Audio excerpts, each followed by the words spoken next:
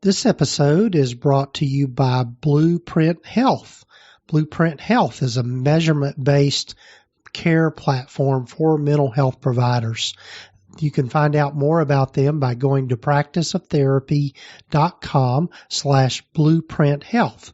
And also this episode is brought to you by TherapyNotes, therapynotes.com, the leading electronic health record system for mental health providers in private practice. They're who I use in my practice. Check them out at practiceoftherapy.com/therapynotes.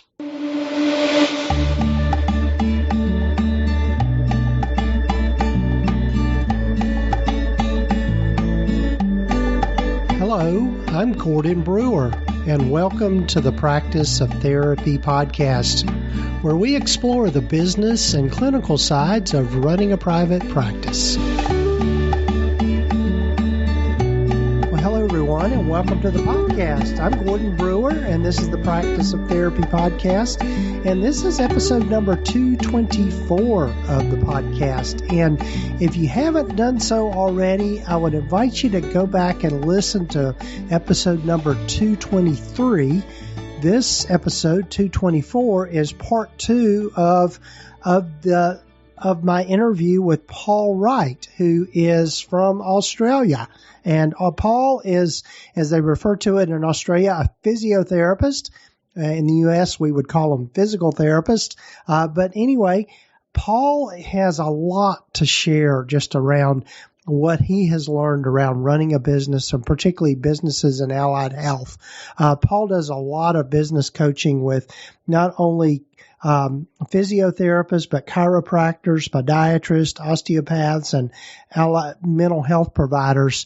And he has just really come up with some great stuff about how to really think about your business and really understand what we're doing in the day-to-day running of our business. He wrote a book called How to Run a 1-Minute Practice, which is a very interesting concept. And in this episode, we delve into some of the 7 mistakes that he finds that most business owners, small business owners, allied health providers tend to get caught up in. And I think he's got just a really interesting take on these things.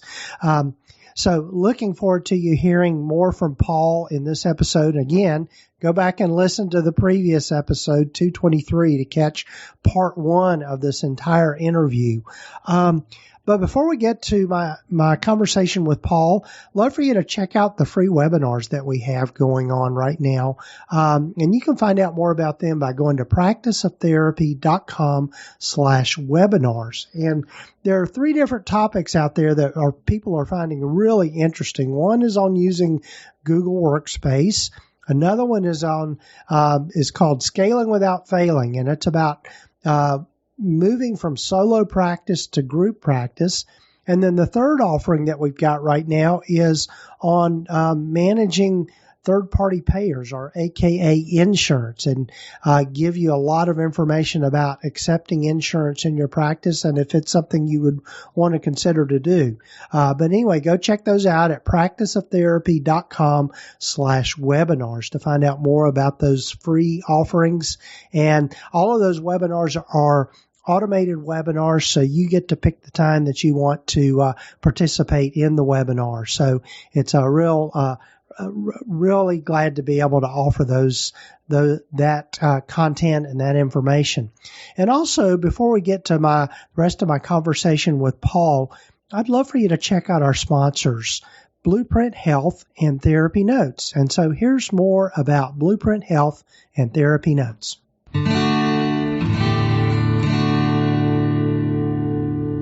As your practice grows, the systems and processes you have in place will keep your practice running smoothly.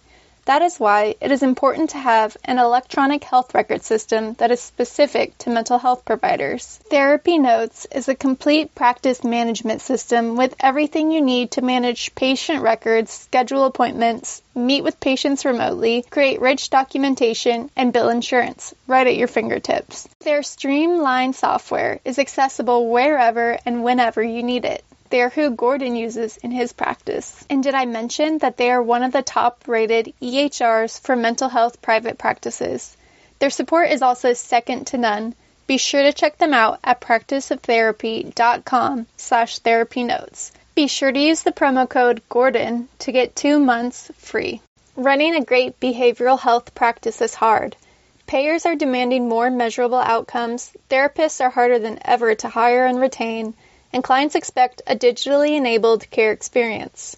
Introducing Blueprint, the all-in-one measurement-based care platform that helps behavioral health providers grow top-line practice revenue, increase clinician satisfaction, and deliver more effective care. Blueprint's intuitive platform administers, scores, and charts hundreds of symptom rating scales to give clinicians deeper insights into how clients are progressing. And you may be eligible to earn additional reimbursement for each administered outcome measure. Get your first month of Blueprint free by going to practiceoftherapy.com/blueprinthealth.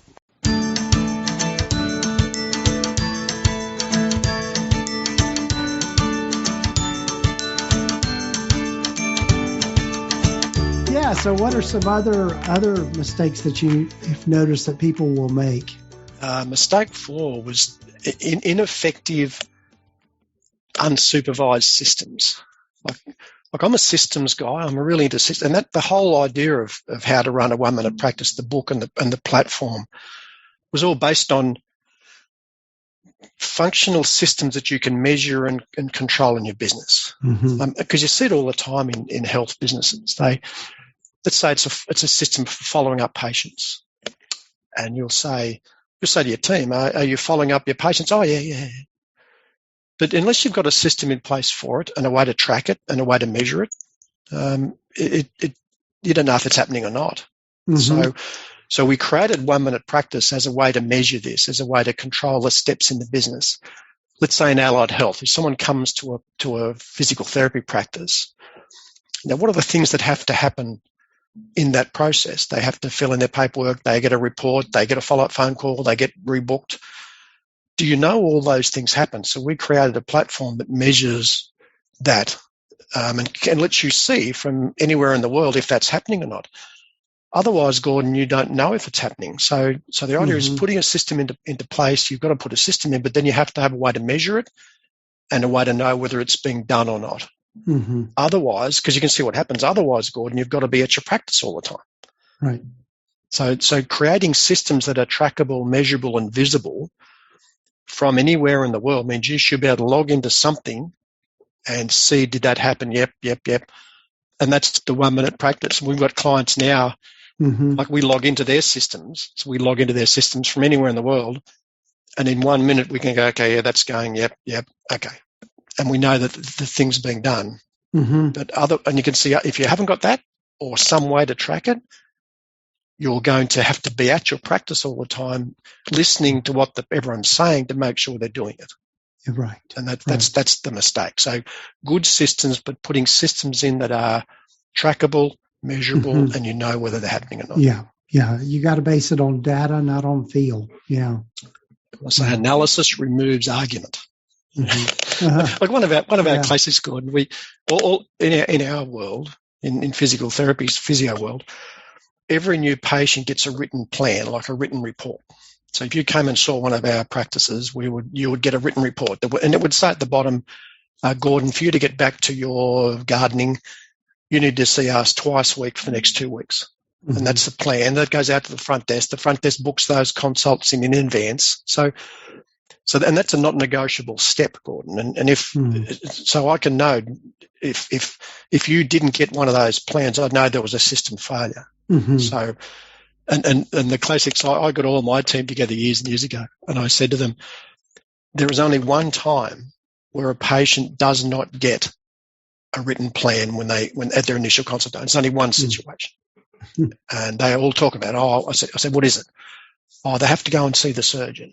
No, because you still need a plan. The plan is to go and see the surgeon. They come up with these things. No, there's only one situation. So what is it? The patient dies during the consultation. That's the only time. Yeah. Right. And I think, and it got a laugh. Yeah. But then, the ensuing weeks, if someone didn't get a plan, I'd say, gee, sad news about Mrs. Johnson yesterday. What do you mean? Well, she obviously died during the consultation. Right. Now, it got a laugh as well, but it only got a laugh for a few days, because if I had to say it again, there was a problem with that team member. Right. And if they weren't going to do that, if they couldn't do that, what was their chance of doing anything else? Mm-hmm. And that's the idea of having a business that runs without you, is having systems in place that are not negotiable. Right. Yeah. That's the next one is an interesting one. It involves not knowing your numbers well enough from your accountant. So a mistake is actually, it's counterintuitive. A mistake a lot of health business owners make is they use their accountant to do their P&L for them, their profit and loss. Now, there's a caveat here. Most accountants don't even give you a good profit and loss, so because their job's not to give you a P&L. Their job is to keep you out of court and help you pay as little tax as possible. So your P&L is not something that your accountant gives us. It's actually a down and dirty money in, money out analysis in your business that only involves the real business cost. So it's a different set of books to what you get from your accountant. Because your accountant's got things in there, the car, there's leases, there's probably the cleaner for your home, there's the trip you took to some conference that you wrote off that really wasn't a conference. There's all this going into your accountant's version. So we want a down and dirty profit and loss, money in, money out, only business expenses, and a calendar month in, calendar month out too, by the way, because then you have an idea about how your business is performing. And the other thing to it, Gordon, you need a representation of your consulting hours.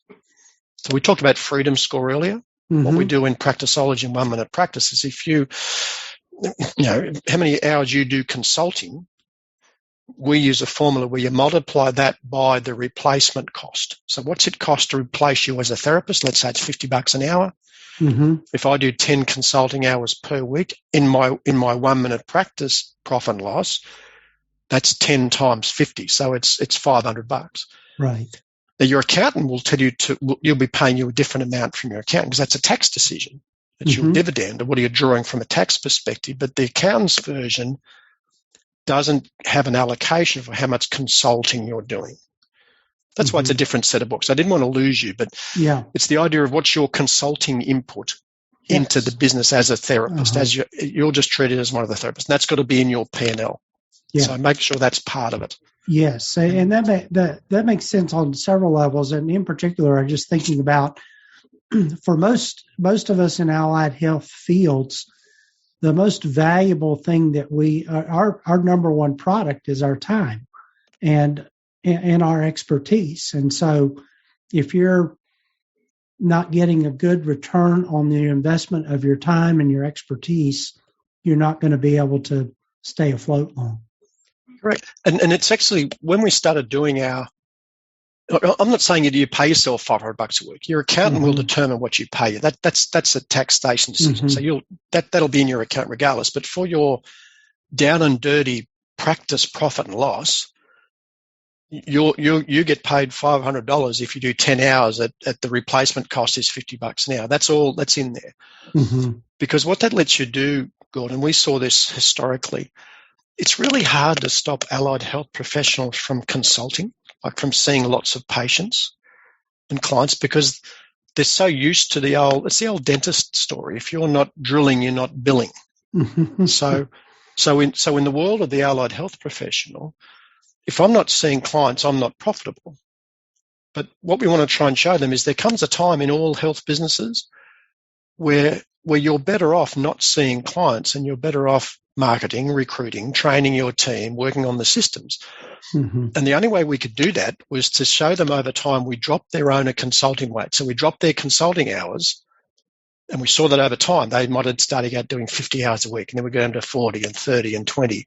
And now they're doing almost no consulting, but they are as profitable, if not more profitable now than when they were doing 50 hours consulting. Right. And it was the only way to show them that it worked was to show them this down and dirty P&L analysis. Yes. Because they don't think there's a cost. They think, well, if I'm doing this session, I've made $200. Yeah. It's trading that time for dollars, but as we know, at what point is that no longer good use of your time? Right. Right. I say to my beautiful wife Helen now, she says, the lawn needs to be mown. Oh, no, I've got too much important things to do than mowing the lawn. I'm worth so many dollars an hour. Mm-hmm. Yeah, but you're sitting on the lounge watching television. Yeah, but it's the principle of the thing. That doesn't fly sometimes at home. Yeah, but that's the idea. Right. It's the principle, Gordon. Yes. So what are the last two that you have? Last two is ineffective recruitment systems, or just non-effective recruitment systems. If you want to have a practice that works without you, that's your goal, you need to have a continuing, ongoing recruitment process, because the worst time to recruit is when you need somebody. Mm-hmm. It's counterintuitive again, because you'll make rash decisions and you get someone you don't want. So you've got to structure your business so you're always recruiting. And you have to accept the fact, Gordon, in business that people aren't going to stay forever. Mm-hmm. One of my mentors said, business and team members are like a train journey. People would get on at a certain stop, and then they'll get off at a certain stop. They're not going to go all the way to the end, and they didn't always get on at the start. It's a train journey for them, and you have to understand that.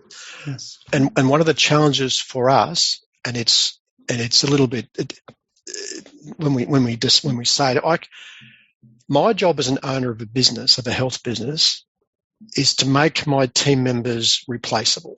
Mm-hmm. It's a terrible thing to say to them, but I can't be vulnerable. If you get sick or if you leave, that can't impact my business. So my job as the owner of the business is to make you replaceable. Mm-hmm. But on the other side of the coin, your job as a team member is to make yourself irreplaceable. Mm-hmm. And that's the game we play. My job's to try and replace you. Your job's to make us irreplaceable. Let's get on with it. Yeah. And I think that comes back to the role of your business, and the business's role is to serve me, the owner. Mm-hmm. The team will get great value out of the time with us, and they'll learn a lot, and I'll make it a great place. But at the end of the day, they're going to move on and do something else. That's good. They'll start their own business or whatever. That's fine. Right. But the business is there to serve me and what I want to do. Right. We sometimes get caught up in it. So having great hiring systems, you've got to have. And the final mistake I see a lot of owners make, they don't package their services well, Gordon. Mm-hmm. They're selling session by session. They're selling stress management session one, the next session, or they're selling fix your knee for the marathon. It's a session by session deal. Mm-hmm. The best professionals now are packaging their services into an outcome-rich program. Mm. So it's the 6 weeks to a stress-free life. It's the run a marathon in under 4 hours program. It's the migraine-free computer workers program. But it's the package. It's whatever your outcome is, and packaging your product into that package and deliver that service. Then what happens if I'm the owner of the XYZ migraine program? Can you see, Gordon, I can no longer be compared on price because I'm the only person with the XYZ migraine program. Mm-hmm. Mm-hmm. The guy up the road might treat migraines, but he hasn't got the XYZ migraine program. I've got it. So naming it, giving it a benefit-rich title helps you a lot in terms of branding yourself, branding your expertise, and makes it very difficult to compare you on price. Yes, and that goes straight back to kind of the second point you made, which was really identifying what the client needs or what the patient needs, and really, you're right, packaging it in some sort of way that solves their problem for them. See, they don't want psychology service. They don't want mental health services. They don't want physiotherapy. They don't want chiropractic. They don't want osteopathy. They don't want any of those things. They want the solution to their problem. Right. They want to be able to walk without pain, or they want to be able to live a happy life. They want that outcome. They don't want the service. So we fall in love with the product because that's what we're trained in. Right. But you fall in love with the market and the outcome they want. Look, we do that with our businesses. What do people want? Well, a lot of our clients want to run a 1-minute practice. They want to run a practice that is easy. They don't want a 60-hour-a-week practice. That's hard to sell. Right. But they want a 1-minute one. That's what's the outcome. That's what you want to get. Right. Right. Oh, and can I give you one to finish, because now we're running out of time. Yes. One of the biggest mistake that I think we can make in business is putting a monetary value on your family time. Mm-hmm. Now we're notorious. Now, if you're in a time for service model, so if you work Friday afternoons and you can see 4 clients at $200 a client, there's $800. Now, the problem that we have in allied health is we'll think, well, there's $800. I can make $800, or I can attend my daughter's swimming carnival. Mm-hmm. See, and the mistake we make is we play that game. We put a monetary value on that. So with $800 over here, or do I go to my daughter's swimming carnival? And I reckon that's a big mistake. You can't put a monetary value on that swimming carnival, and it's stupid to even think about doing it. As I said, our 4 daughters now, they've grown up, and we've got such great relationships with our 4 daughters because we spent so much time with them. Mm-hmm. You know, they don't mind seeing the old man now because we had a good relationship and it was great. But you can't go back and do that. It's as I say, you don't lie on your deathbed wishing you'd done more work. Now, right. It's easy me in the golden chair to say, well, you don't need the $800. Maybe you do, but work your week out, charge more, cut your hours, do something, but make that a priority, because you'll remember the swimming carnival. You won't remember the patients. Yes. You won't. Yes. You just That's absolutely true. Yeah. We do every year. Mates and I go away on a getaway. There's a group of blokes for 20 years. We've gone away every year. And just last year, one of them said, he rang me and he said, I can't make it this year. I said, why not? High profile doctor, this guy. Like, he's a big flyer. Oh, I've got this important list. I said, don't be so ridiculous. I said, you're coming. He said, what do you mean? I said, well, think about it. What are you going to remember? He said, what do you mean? I said, are you going to remember the clients you saw? Are you going to remember that list of patients? Or are you going to remember seeing Wayne disappear over the handlebar of his quad bike into the river? What are you going to remember? Now, he came, and of course, Wayne went over the handlebars into the river. So when we get together now, what do we talk about? We talk about Wayne going over the handlebars. It's a class. What are you going to remember? Right. Are you going to remember the patients? Are you going to remember what you did that time? Even those times with your family, you can't get that back. I'm not guilting you into it, but just be aware there's a price to pay for that. Business serves you. That's the deal. Yeah, this is great. Yeah, Paul, this is really good stuff, and I'm so glad that we got a chance to talk about this, because this really speaks to the heart of kind of my mission with the practice of therapy, is helping clinicians really succeed in their practices, but also have a practice that fits their lifestyle. And I think these are important things for everybody to think about. So I want to be respectful of your time, and tell folks how they can get in touch with you if they want to learn more about you and the 1 Minute Manager and 1 Minute Practice, rather, and all of that sort of thing. One of the best, we've got to just go to mypracticology.com. So mypracticology.com/quiz. Okay. And we've got a quiz there that you can do to do a check of your business. But the important thing on that, when you get the quiz, there's also a link that will be sent to you with a copy of the How to Run a 1 Minute Practice book. And it's got all the things I talked about today in it. It's a simple read. It's a PDF version. It's not a 1,000-page tome. It would be ironic if How to Run a 1 Minute Practice book took you 3 days to read. Simple read, simple ideas, and there's the P&L analysis, action plans, marketing. There's all the resources in there as well, and the link to that book. So just go to mypracticology.com/quiz, opt in there. You can also register for our monthly webinar at mypracticology.com if you want to find out how we do things at Practicology. But mypracticology.com/quiz. And if you want to connect with me on the socials, I'm a user of LinkedIn. That's my platform. So check out Paul Wright, Newcastle. Send me a connection request. Say I was on listen to Gordon's podcast. Love to hear from you. Yes, so and we'll have links in the show summary and the show notes for all of this. Well, Paul, thanks again for being on the podcast, and I hope that we'll be able to continue our conversation again in the future.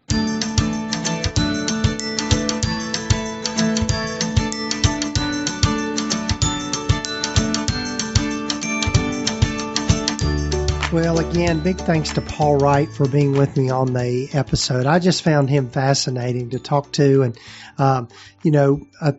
probably to him, I have a huge accent, but I love hearing that Australian accent, especially for those of us here in the United States. And, and I realize I have a bit of a Southern accent, but that's okay. I get a lot of people comment on that as well. But, anyway, love hearing from Paul, particularly his content and just those 7 mistakes and, just a quick recap of those 7 mistakes that he mentioned here is first of all, failing to understand the true role of your business. In other words, what is the purpose of your business? Number 2 is falling in love with your product. So in other words, being too stuck to your niche or too stuck to what you see yourself doing, there are a lot of opportunities to expand, and you don't necessarily have to be stuck to one thing. The second one is falling victim to perfectionist syndrome. Again, we talk about imperfect action is better than perfect inaction. And so, again, that was a great point around this episode.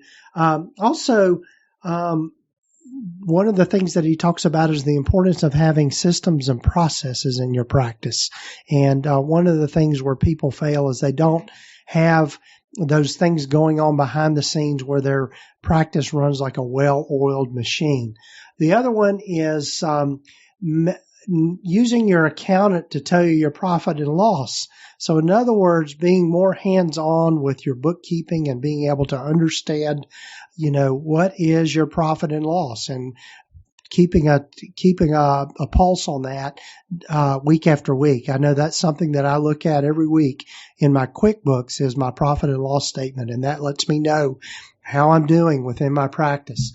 The 6th one is ineffective recruitment and retention. So again, as a group practice owner, it's important for me to make sure that I'm doing what I need to do to keep people happy and working and that they're enjoying their work and that they've got some meaning and purpose.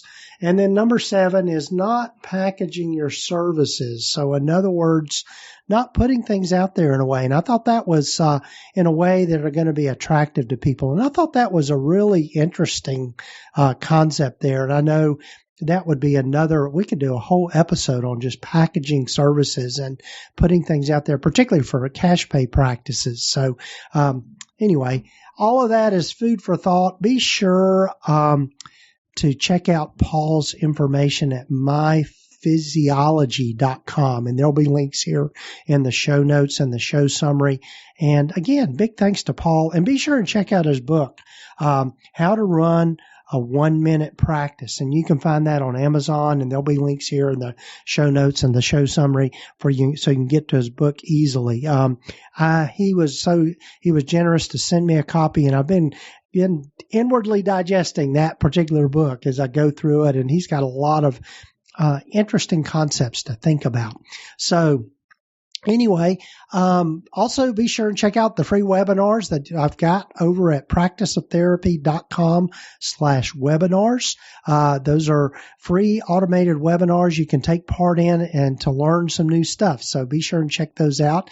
And as always, check out our sponsors, TherapyNotes at practiceoftherapy.com/TherapyNotes and Blueprint Health at practiceoftherapy.com/Blueprint Health. So glad to have them with us and sharing in making these episodes possible for people. And as always, be sure to follow us or subscribe to the podcast wherever you might be listening to it. So take care, folks. Looking forward to being with you next week in some more episodes of the Practice of Therapy podcast. You have been listening to the Practice of Therapy podcast with Gordon Brewer, part of the PsychCraft network of podcasts. Please visit us at practiceoftherapy.com for more information, resources, and tools to help you in starting, building, and growing your private practice. And if you haven't done so already, please sign up to receive the free Private Practice Startup Guide at practiceoftherapy.com. The information in this podcast is intended to be accurate and authoritative concerning the subject matter covered. It is given with the understanding that neither the hosts, guests, or producers are rendering legal, accounting, or clinical advice. If you need a professional, you should find the right person for that.